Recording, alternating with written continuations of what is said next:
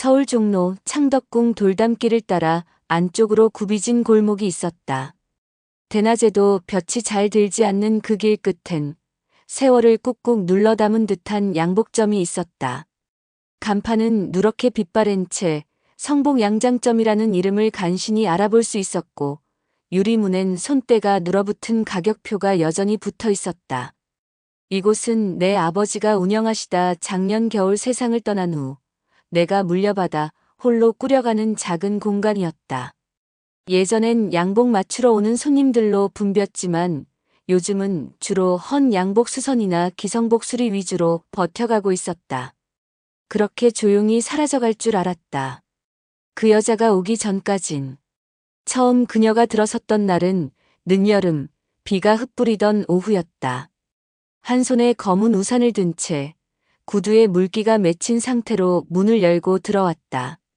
하이힐이 아닌 클래식한 로퍼에 무릎까지 내려오는 플레어 스커트, 그리고 어깨에는 자그마한 브로치가 달린 흰색 셔츠 차림. 겉보기엔 평범한 여인인데 눈빛 하나가 이상하리만치 묘했다. 어딘가 음영이 드리워진 듯한 깊은 밤을 삼킨 눈동자랄까.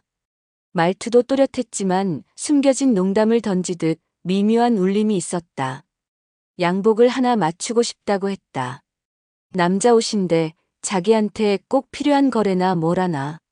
나는 이상하다 싶었지만 이를 거절할 이유는 없었다. 치수를 재는데 그녀는 단추를 스르르 풀더니 하얀 블라우스 안쪽을 드러냈다. 브라 대신 입은 실크 캐미솔이 몸에 착 달라붙어 있었고 나는 숨을 고르는데 꽤나 애를 먹었다. 그녀는 그런 나를 보며 천천히 입꼬리를 올렸다. 부끄럽지 않냐며 물었더니 오히려 내가 더 부끄러워 보인다고 했다. 그날 이후 그녀는 일주일에 한 번씩 양복점에 들렀다. 매번 다른 이유였다. 단추가 헐거워졌다. 재봉선이 이상하다. 안주머니를 하나 더 달고 싶다. 핑계는 많았지만 난 알 수 있었다. 그녀는 옷보다 나를 보러 오는 거라는 걸. 비좁은 작업실 안에서 우리는 점점 가까워졌고 손이 스치는 일은 점차 입술이 닿는 일로 이어졌다. 옷의 틈을 따라 들어온 손길, 거울 앞에서 벌어진 속삭임, 재봉틀 위에 얹힌 손등 위로 떨어지던 그녀의 입김. 모든 순간이 뜨겁고 위험했다. 하지만 그녀는 이름조차 알려주지 않았다. 어느 날은 그녀가 밤늦게 찾아왔다. 가게 문을 닫고 정리하던 참이었는데 문 밖에서 조용히 벨을 눌렀다. 옅은 와인 향기가 풍겼고 그녀는 검은색 원피스 차림의 하이힐을 벗은 채 들어왔다. 아무 말 없이 가게 안쪽 작은 방으로 들어가더니 나를 쳐다보며 말했다. 오늘은 옷이 아닌 몸을 수선하러 왔다고. 그날 밤 재봉틀 위에 놓인 천 조각들처럼 우리는 서로의 상처 위에 천천히 덧댔고 말 대신 한숨으로 이어지는 침묵 속에서 몸이 부딪히는 소리만 방 안을 메웠다. 그녀의 정체를 알게 된 건 그로부터 한 달쯤 뒤였다. 경찰이 양복점에 찾아왔다. 종로서 강력반 형사라며 내 앞에 명함을 내밀던 남자. 그는 조심스럽게 내게 물었다. 혹시 이 여자 아세요? 사진 속 그녀는 카메라를 향해 웃고 있었지만 눈빛은 여전히 뭔가를 숨기고 있었다. 나는 그저 고개를 끄덕이지도 젓지도 못한 채 명함과 사진을 바라봤다. 형사는 말했다. 저 여자 사기 전과만 5번입니다. 이번엔 큰 건에 연루돼서 도주 중이고요.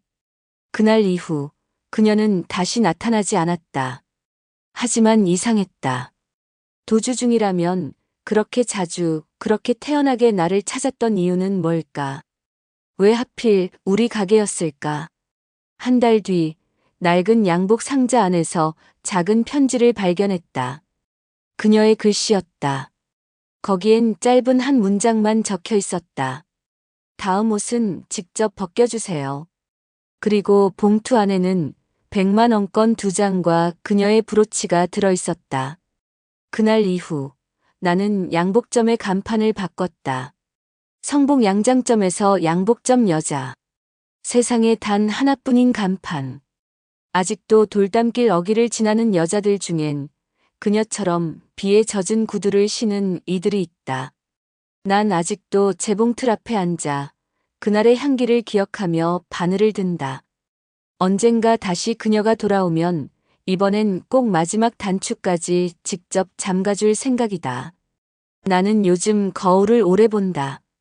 양복점 안쪽 벽면 나무틀에 끼운 전신 거울 앞에서 한참을 멍하니 서 있는 일이 잦아졌다. 머리칼을 넘기고 와이셔츠 깃을 고치고 안 맞는 옷 매무새를 다듬는다. 하지만 거울 속 내가 아닌 그날의 그녀를 찾기 위해서다.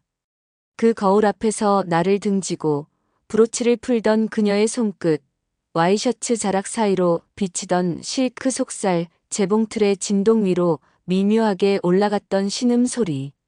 그 모든 장면들이 거울 속에 묻어있는 것만 같았다. 그날 이후 그녀는 오지 않았다. 형사의 말대로라면 도주 중일 테고 나는 어떤 식으로든 공범 취급을 받을 수 있었다. 하지만 이상하게도 무섭지 않았다. 아니, 차라리 불안보다 공허함이 먼저였다. 그녀는 내 일상에 들이닥친 이변이자 오래 잠들어 있던 감각을 깨운 여자였다.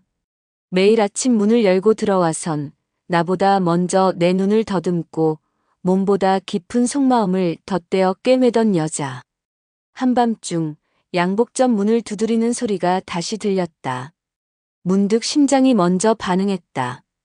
혹시나 정말 혹시나 싶어서 숨을 죽이고 다가갔는데 웬 중년 남자가 서 있었다.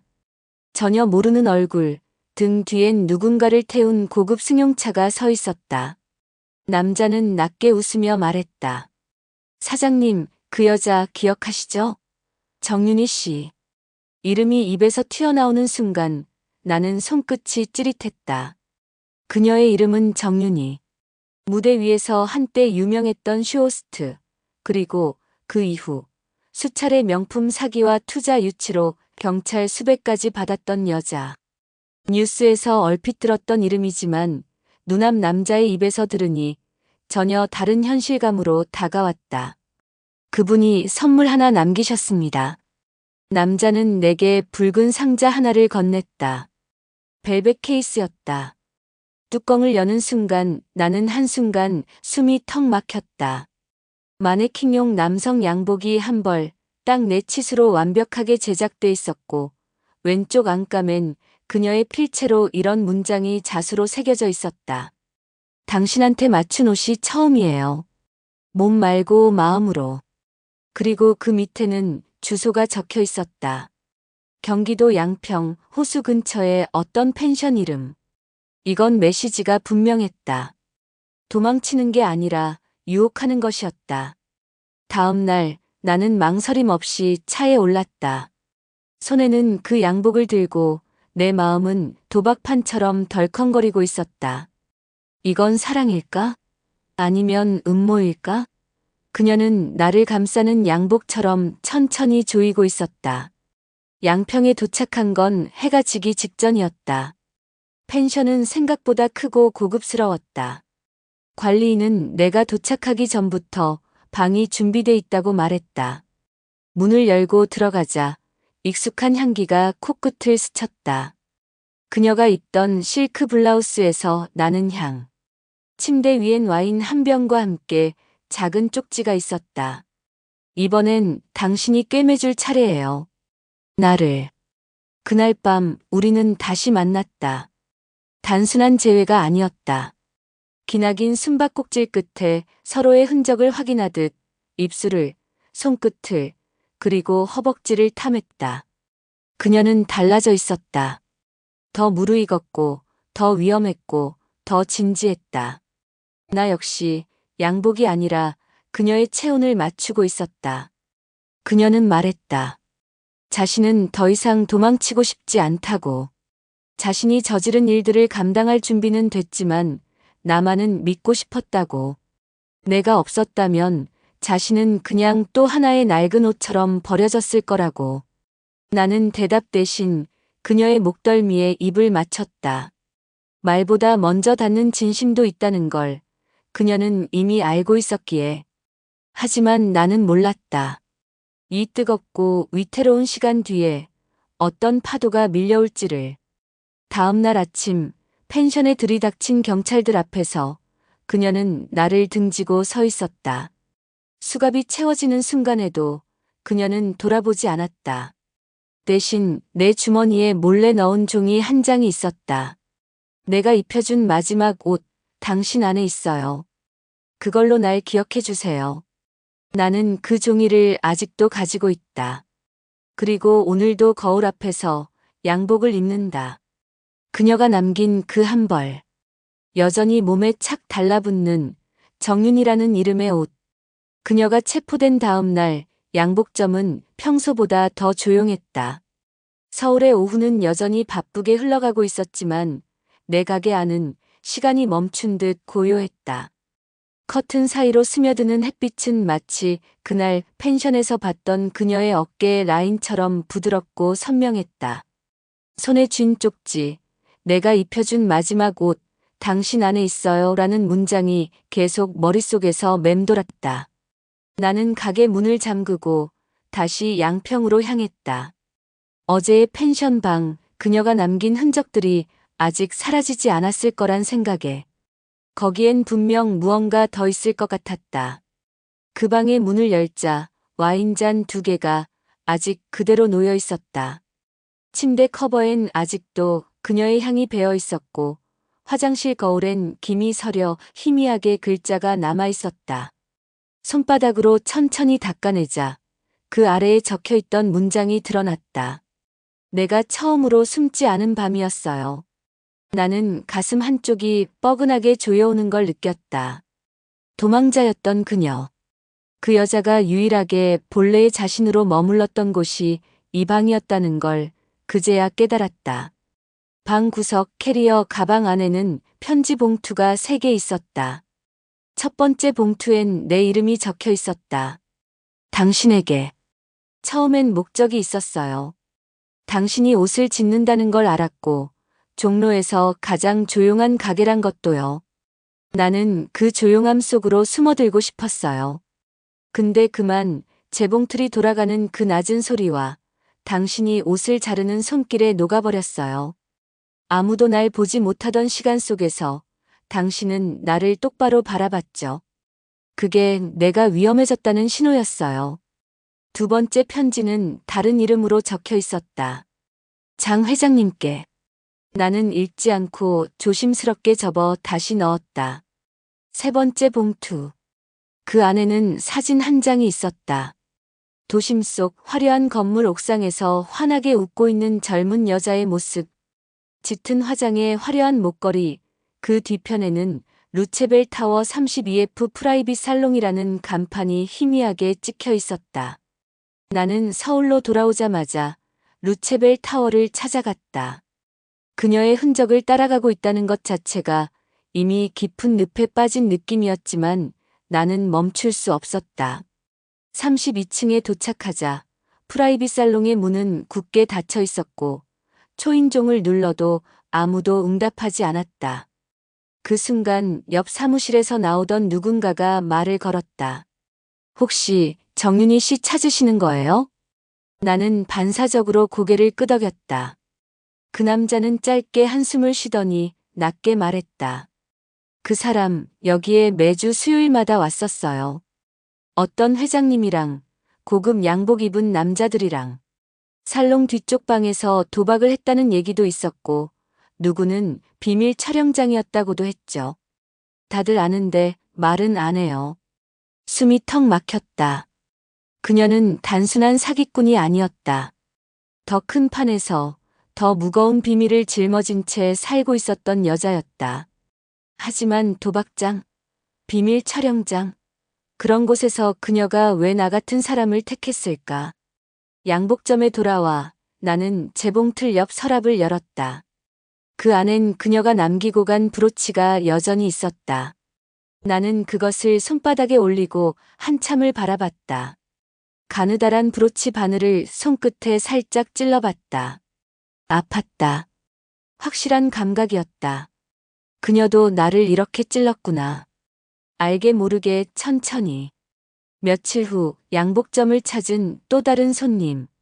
정장 차림의 중년 여성. 그녀는 내게 양복 수선을 맡기며 조용히 말을 건넸다. 정윤희 씨, 그 여자랑 많이 친하셨다고요? 나는 순간 움찔했다. 여자는 고개를 숙인 채 입꼬리만 미묘하게 올리며 말했다. 그 여자 다시 나올 거예요. 곧. 근데 그때도 지금처럼 기다릴 수 있을까요? 당신 가게가 그 여자의 다음 도피처가 되지 않도록 조심하세요. 나는 그 말을 이해할 수 없었다. 하지만 그 뒤로 매일 밤 나는 꿈을 꿨다. 옷장 속에서 조용히 날 바라보는 그녀의 눈, 반쯤 열린 양복점 문 사이로 흘러드는 실루엣, 그리고 그 속삭임. 내가 당신을 꿰매러 다시 돌아올게요. 이번엔 단추 하나도 안 빠지게. 가을이 들어섰다. 종로의 골목엔 노랗고 붉은 은행잎들이 바람에 흩날렸고 내 양복점 앞에도 매일 누군가 쓸어놓은 듯 가지런히 낙엽이 쌓였다. 이상한 일이었다. 매일 아침 문을 열면 어제 내가 청소한 자리에 다시 새 것처럼 놓인 낙엽들. 마치 누군가가 일부러 흘려놓은 흔적 같았다. 그날도 마찬가지였다. 그런데 낙엽들 한가운데 유난히 반짝이는 무언가가 눈에 띄었다. 나는 몸을 숙여 그것을 집었다. 반투명한 단추 하나. 낡은 셔츠에서 떨어진 듯한, 그러나 왠지 낯익은 단추. 손가락으로 뒤집자 뒷면엔 작게 새겨진 이니셜이 있었다. J, Y, H. 정윤희. 심장이 서늘하게 식었다. 단추 하나에 감정이 끓어오를 줄은 몰랐다. 누군가 내 옷자락을 살짝 건드린 기분. 나는 무작정 문을 닫고 가게 안쪽 방으로 들어갔다. 그리고 그날 밤 정말로 그녀가 다시 나타났다. 문도 벨도 없었다. 그냥 거기 서 있었다. 마네킹 옆에. 그토록 보고 싶었던 그 모습 그대로. 실크 블라우스에 검은색 와이드 팬츠. 머리는 한쪽으로 흘러내렸고 손에는 낡은 브로치를 다시 쥐고 있었다. 나는 아무 말도 할 수 없었다. 그저 바라봤다. 마치 유령을 보는 듯. 하지만 그녀는 눈을 피하지 않았다. 미안해요. 나 다시 와도 되는지 몰랐어요. 그녀는 부서질 듯 말했고 나는 가까이 다가가 그녀의 손끝에 닿았다. 체온이 있었다. 분명히 살아있는 여자였다. 숨이 가빠졌다. 어떻게 나온 거야? 그녀는 웃었다. 기소유예요. 증거가 부족했대요. 변호사가 세게 밀었거든요. 그리고 나를 잡으려던 사람 다 입 다물었대요. 무슨 일인지는 묻지 마요. 나는 그녀의 얼굴을 가만히 바라보다가 그녀의 눈동자 안에 작은 떨림을 발견했다. 무언가를 감추고 있는 눈빛. 그런데 이상하게도 그 비밀이 무서울 것 같지 않았다. 오히려 더 끌렸다. 사람을 미치게 하는 건 진실보다 그 진실에 다가가고 싶게 만드는 욕망이라는 걸 알았다. 그래서 이젠 어디로 가? 그녀는 내게 다가와 마네킹에 걸린 양복을 쓰다듬었다. 이번엔 어디도 안 가. 여기 있으면 안 돼요? 옷처럼 당신 옆에 걸려 있어도. 그 말 한마디에 나는 무너졌다. 그날 밤 우리는 양복점 안에서 서로를 벗겼다. 단추 하나씩 천천히 마치 예복을 벗기듯 신중하게. 재봉틀 옆, 다림판 위, 조명 아래 놓인 작업대 위까지 모든 공간이 우리의 체온으로 가득 찼다. 그녀의 입술은 아직도 뜨거웠고 손길은 여전히 날 조였다. 하지만 이제는 뭔가가 달랐다. 관계가 끝난 뒤 그녀는 담요를 덮은 채 내 팔에 얼굴을 파묻었다. 그리고 조용히 속삭였다. 누가 날 찾아올 거예요. 나한테 복수하고 싶은 사람들. 내가 무너뜨렸던 놈들이 있어요. 당신이 위험해질 수도 있어요. 나는 대답하지 않았다. 오히려 그녀를 더 깊게 끌어안았다. 무너지는 건 이미 오래전에 시작된 일이야. 너 하나 더 안은다고 무너질 게 더 있겠어? 그녀는 웃었지만 눈물 한 방울이 내 가슴 위로 떨어졌다. 며칠 뒤 양복점에 수상한 손님이 나타났다. 검은 양복에 회색 넥타이 그리고 은색 시계. 말투는 공손했지만 눈빛은 싸늘했다. 정윤혜 씨를 찾고 있습니다. 혹시 근처에서 보신 적 있습니까? 나는 고개를 저었다. 남자는 가게 안을 천천히 둘러보다가 벽면에 걸린 양복 하나를 집어들었다. 이 옷 참 잘 만들었네요. 사람 하나쯤 감춰도 모를 만큼 정교해 보여요. 말끝에 숨겨진 의미가 뼈에 사무쳤다. 그는 가볍게 웃으며 명함을 내밀었다. 강희도 실종 전담 수사팀. 그날 밤 그녀는 다시 사라졌다. 하지만 이번엔 도망이 아니었다. 내 책상 위에 남긴 쪽지 하나. 이번엔 옷을 다 만들고 나서 갈게요. 당신한테 딱 맞는 마지막 옷. 그리고 그 옷은 날 숨기게 될 거예요. 나는 매일 밤 재봉틀 앞에 앉아 있다. 그녀가 만들고 간 설계도, 옷감, 실과 바늘. 모든 걸 그대로 두고 단 한 벌의 옷을 꿰매고 있다. 그 옷이 완성되면 그 여자가 돌아올까? 아니면 그 옷 안에서 그 여자가 다시 사라질까? 재봉틀은 오늘도 쉼 없이 돌아갔다. 그녀가 남기고 간 도면은 어삼용지 4장 분량의 설계도였다. 처음엔 단순한 양복 디자인이라 생각했지만 한 장 한 장 꿰맞추다 보니 이상한 패턴들이 눈에 들어왔다. 마치 옷 안쪽에 또 다른 공간을 만들겠다는 듯 안감 속에 주머니가 여러 겹으로 겹쳐 있었다. 그것도 일반적인 사이즈가 아니었다. 뭔가를 감출 수 있을 만큼 깊고 얇게 뻗어 있었다. 나는 중간에 멈춰야 할 것 같았다. 하지만 손이 멈추지 않았다. 양복은 점점 완성되어 가고 있었고 나는 그 옷을 꿰매며 점점 그녀 안으로 빨려 들어가고 있었다. 마치 그 실밥 하나하나가 그녀의 심장 박동처럼 느껴졌다. 땀을 닦으려다 문득 안쪽 포켓 사이에서 쪽지 하나가 삐죽이 튀어나왔다. 분명 설계도엔 없던 위치였다. 내가 만든 옷 중에 당신이 가장 위험한 옷이에요. 근데도 꿰매고 있죠? 그래서 난 당신이 좋아요. 그 문장을 읽는 순간 등줄기에서 식은땀이 흘렀다. 이건 단순한 사랑 이야기가 아니었다. 나는 지금 그녀가 버린 판 안에 들어와 있었다. 자발적으로 아무도 강요하지 않았는데 며칠간 그녀는 보이지 않았다.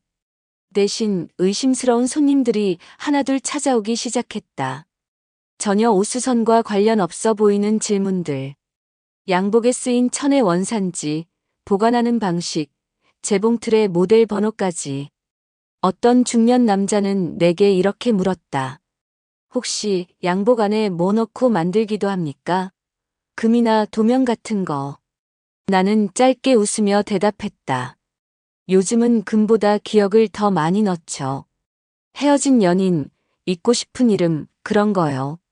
남자는 아무 말 없이 웃었지만 그 눈빛은 끝까지 나를 스캔하고 있었다. 그날 밤 양복점 뒷문이 살짝 열렸다. 나는 안쪽에서 바늘을 들고 있었고 침묵 속에 기척만 들려왔다. 문틈 사이로 들어온 것은 그녀였다. 하지만 이번엔 손에 피가 묻어 있었다. 도와줘요. 나 잘못된 사람한테서 도망친 것 같아. 나는 그녀를 데리고 안방으로 들어갔다. 따뜻한 물에 손을 씻기고 새 수건으로 닦아주었다. 그녀는 숨을 몰아쉬며 말했다. 그 사람들, 내가 가진 걸 알고 있어요. 그 옷 안에 넣은 것. 당신이 만든 그 옷, 그게 마지막이야. 그 옷이 없으면 나도 끝이야. 나는 그녀의 눈을 바라보며 물었다. 그게 뭔데? 그녀는 대답 대신 내 손을 잡고 양복을 꿰매던 테이블로 이끌었다. 조심스럽게 그 옷 안쪽 안감을 열어 작은 지퍼를 열었다. 그 안엔 USB 하나가 들어 있었다. 이 안에 그 사람들의 계좌 내역, 불법 거래 내역 다 들어있어요. 내가 살기 위해 뺏어온 거예요.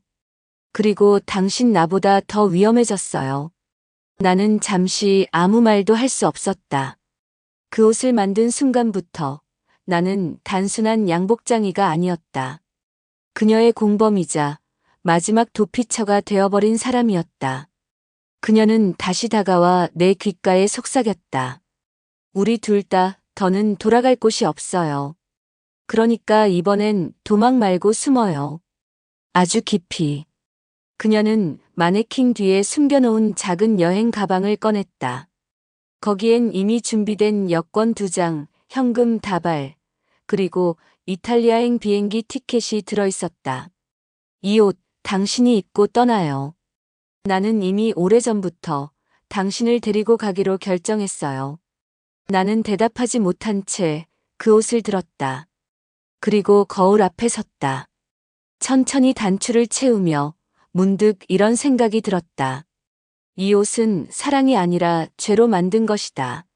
하지만 이상하게도 나한텐 누구보다도 잘 맞는 옷이었다. 피렌체의 11월의 골목은 서울과는 또 다른 침묵을 품고 있었다.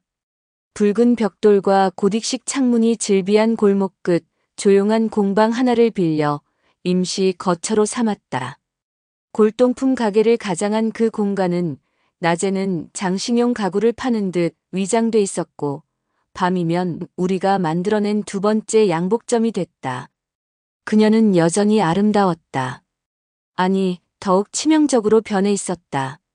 검은 머리는 짧게 커트했고 입술은 붉은 와인빛 립스틱으로 덧칠돼 있었으며 눈빛엔 여전히 이탈할 수 없는 중독이 있었다. 우리는 매일 밤 서로의 체온을 탐하며 불안의 그림자를 잊은 척했다. 하지만 모든 키스엔 이별이 젖어 있었고 그녀의 손끝은 언제나 떨림을 안고 있었다. 그녀는 낮이면 창가에 앉아 누군가를 지켜봤다. 거리 건너편에 자리한 은행 건물, 그 앞을 오가는 사람들, 그리고 특정 시간에 나타나는 정장을 입은 남자. 어느 날 나는 물었다. 계속 감시 중이야? 그녀는 고개를 천천히 끄덕였다. 그 사람들이 여기에 있다는 건 내 정보가 아직도 팔리고 있다는 거야. 누군가 우리 둘 중 하나를 팔았어. 그 순간 내 등골을 타고 서늘한 감각이 흘렀다. 나 말고, 그녀 말고 또 누가? 그녀는 잠시 망설이다 조심스럽게 물었다. 당신 가게에 처음 나타났던 그 형사 기억해? 강희도. 나는 고개를 끄덕였다. 그 사람 당신 추적하고 있었어. 내가 도망쳤던 날 밤 누군가 그 사람에게 전화를 걸었대. 당신 번호로. 숨이 멎는 느낌이었다. 그럴 리 없었다. 그럴 리가 없었다. 그 번호, 내가 당신 몰래 써서 컬이 1번 돌렸는데 추적 위치, 양평 펜션 바로 앞이었어. 당신이 내게 준 첫 좌표. 내 입술이 떨렸다. 손끝까지 감각이 흐려졌다. 난 그녀를 믿고 있었는데. 아니, 나도 그녀에게 믿음을 주고 있었던 줄 알았는데. 말해줘. 당신 날 유인한 거야? 처음부터. 그녀는 아무 말도 하지 않았다. 대신 조용히 내게 다가와 내 턱을 감싸 안았다.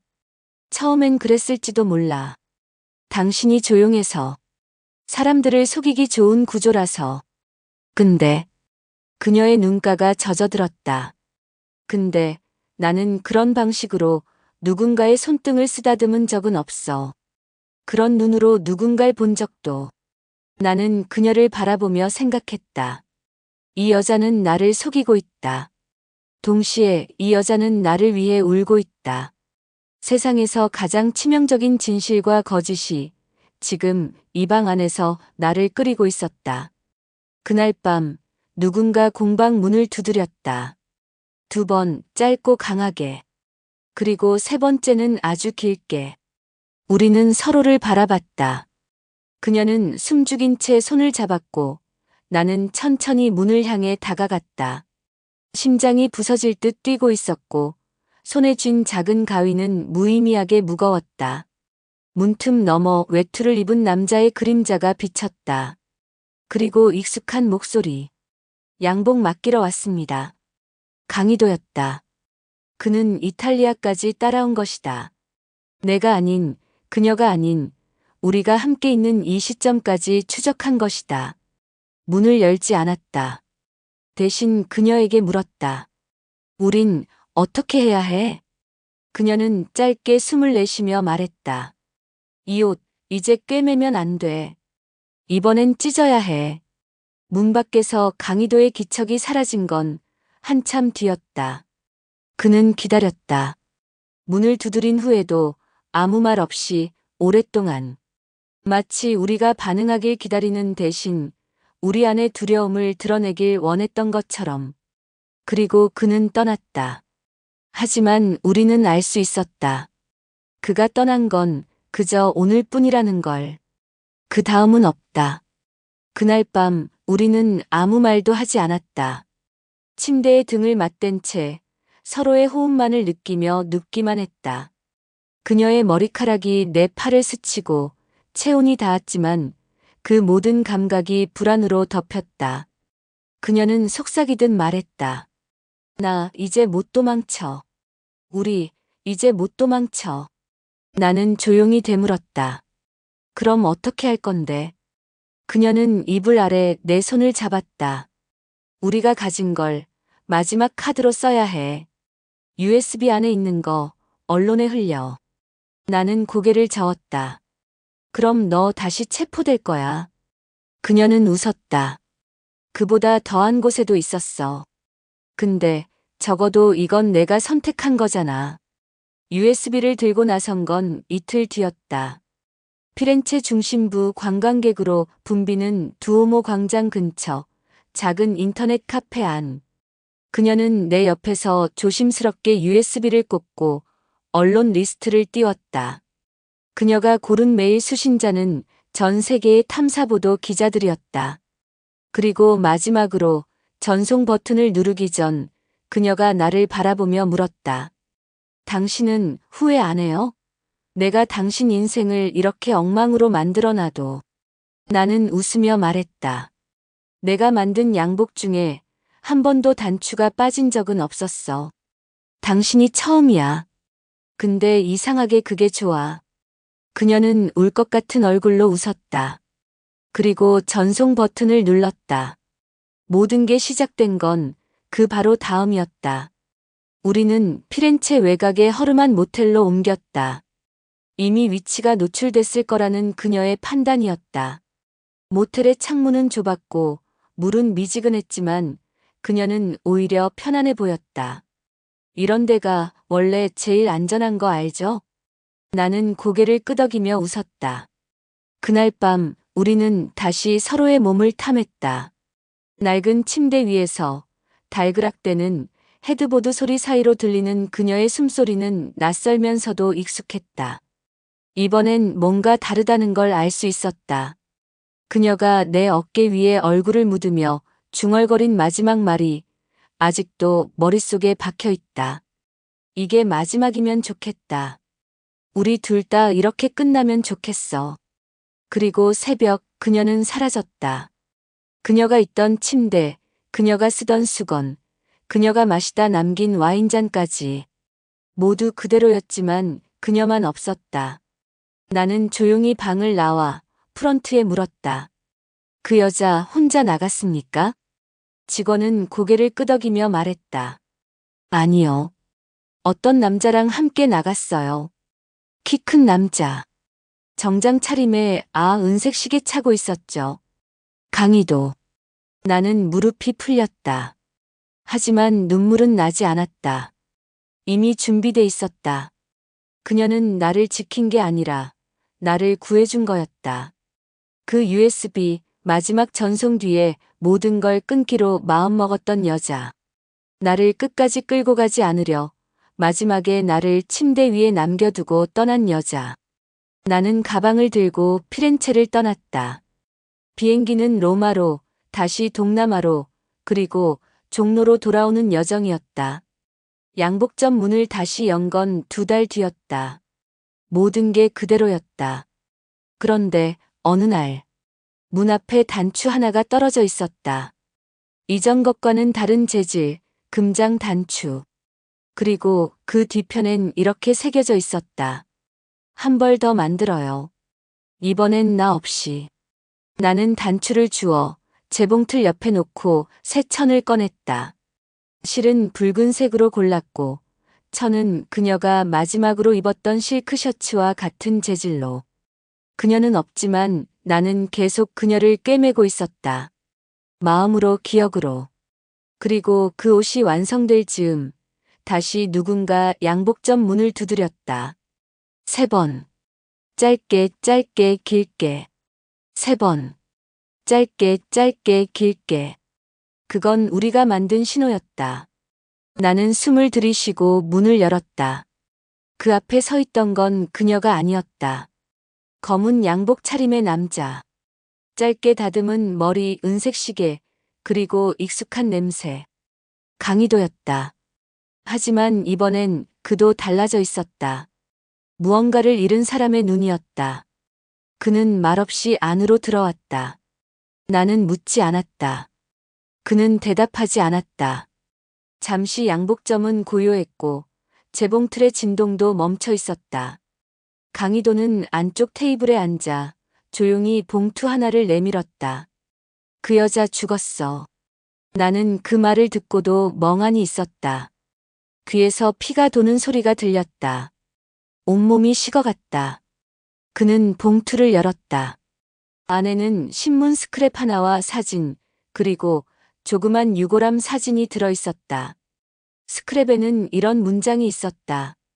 익명의 제보자가 넘긴 자료로 인해 국내 대기업 계열사의 비자금이 폭로됐으며 관련 인물 중 한 명인 제이모 여성은 이탈리아 피렌체에서 교통사고로 사망한 것으로 전해졌다.